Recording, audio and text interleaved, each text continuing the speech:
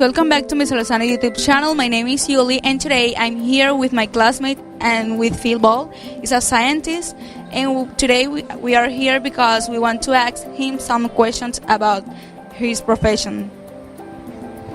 Okay, my name is Alice. Nice to meet you guys. The first question was what motivated do you study science? What motivated do you study science? What motivated me to study science? Right, good question. I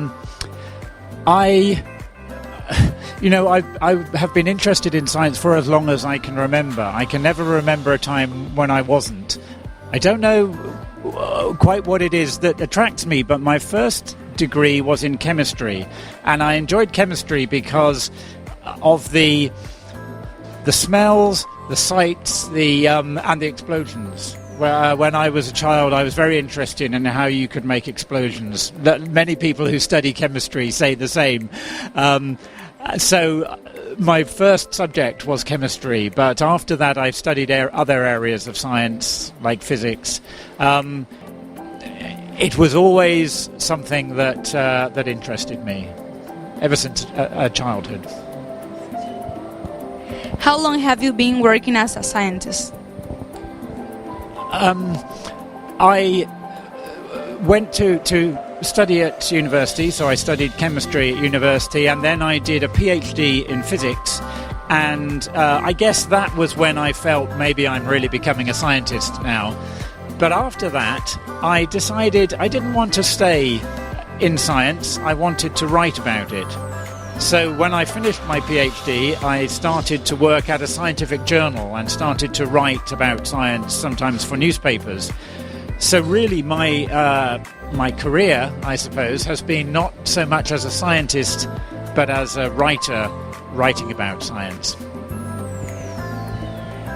Okay, guys, my name is Mario. The next question is, what was your motivation to write this book?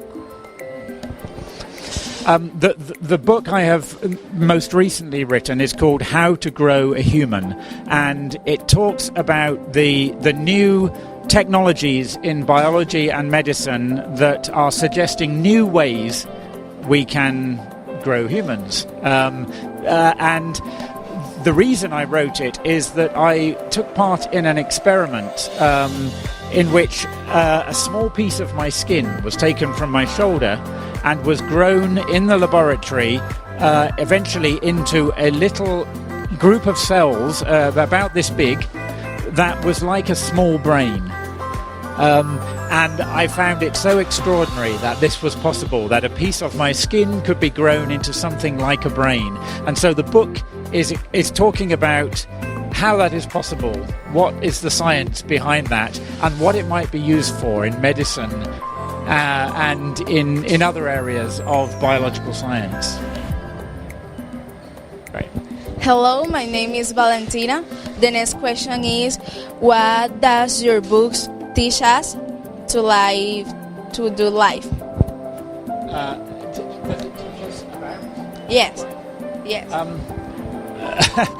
Yeah, good question. I hope many things, but one thing that it taught me in doing this experiment was that I'm no longer sure where my personal identity sits, what it means to have identity, because here in this experiment was a piece of me growing 5 miles away in a laboratory, and it made me think, well, is that me as well as this?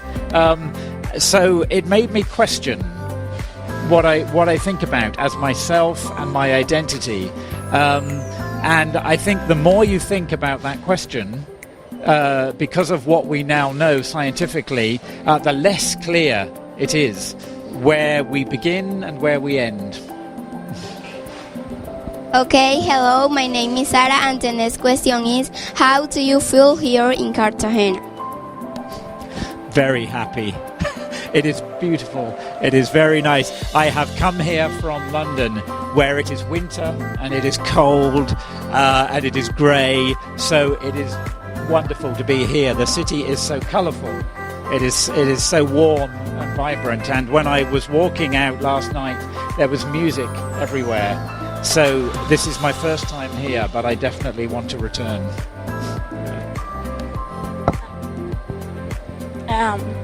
My name is Maria Jose. My next question is, if an organ human grown up in an animal, what happened with the animal?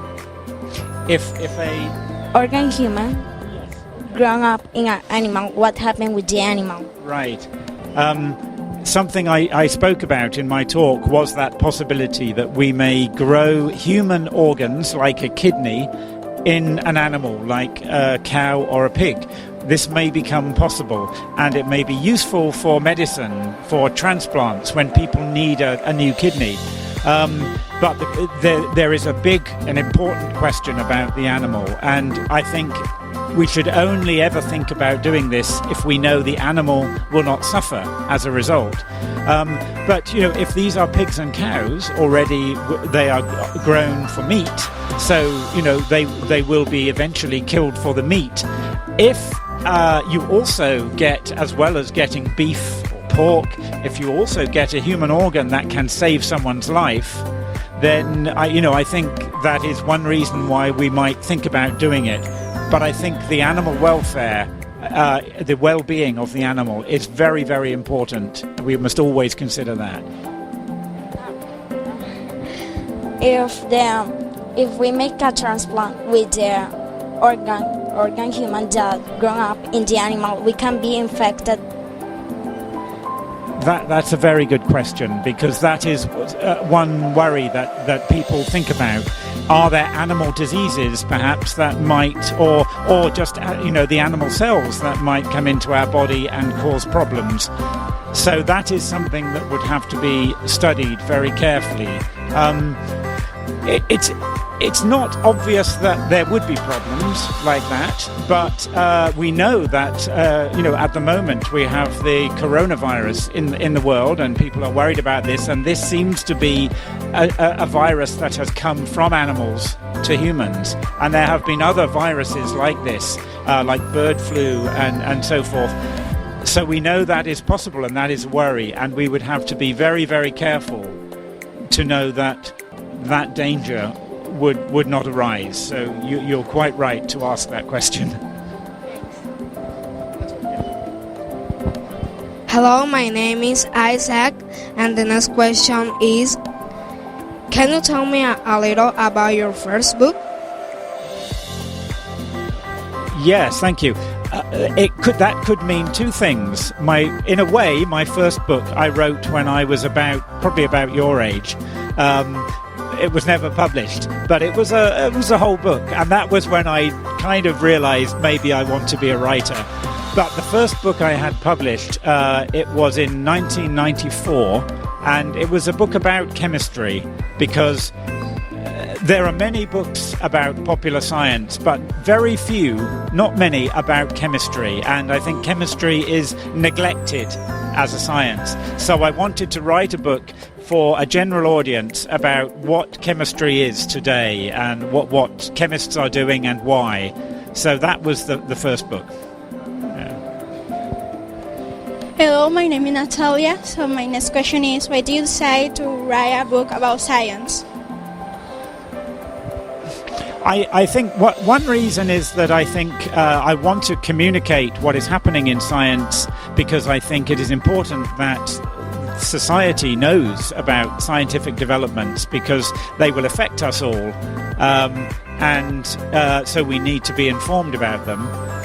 But really, the books I write them because I just feel excited about these ideas, and I hope that other people will. I just want to tell people about them because I think they are exciting and interesting to me, and I hope they will be to others. So that really is the reason. Yeah. Hi, my name is Samuel, and I would like to ask you, how do you feel when you are writing a book? Good question. At first, I probably feel excited, and that is when I'm doing the research. I'm reading a lot about the science that I will write about and making notes. There always comes a time when I'm writing when I think, this is terrible, this book is rubbish, no one will want to read this, why am I writing this? But I always tell myself that one time, many years ago, when I was writing a book and I had this thought, and I thought, I don't think anyone will want to read this book. And that was my most successful book. It won an award, a scientific award that made it, very, very popular for a while. And so I now tell myself, when I have that feeling, I have to say, just remember what happened before. Don't listen to that voice, just carry on writing. So that was my lesson. Hello, my name is Fidel Castro, and this is the last question. Who was your role model to become a scientist? That is a good question. When I started writing, I'm not sure if I did have a role model, because really, when I began writing in the early 1990s, when there wasn't so much popular science around, there were some, but it wasn't as big as today. But now, there are two scientists who have written about science who, in particular, I admire. I admire their writing and I admire their thinking. One of them is the chemist Primo Levi, who wrote, his most famous book is called The Periodic Table. Primo Levi, so he is an Italian chemist who, as well as writing about chemistry, he was a Holocaust survivor. He was imprisoned as a Jewish Italian. He was imprisoned in Auschwitz concentration camp, and he survived. And he wrote about that experience. And it is that book is called If This Is a Man, and it is one of the most important books in the 20th century. But I admire his style of writing as well as what he writes about. The other is Oliver Sacks, who wrote his most famous book, I think, is The Man Who Mistook His Wife for a Hat. So he is a neuroscientist. But I was lucky enough to be a friend of Oliver Sacks, and he was a great inspiration to me because he was so enthusiastic about science, about knowledge. He was also very modest, and he writes beautifully about everything. So both of those writers, they inspire me because their writing is so wonderful. Thank you, Phil Ball, for your time, and thank you guys for watching our video. If you like it, give us a like and subscribe to our channel. See you next time on our next video. Goodbye. Thank you.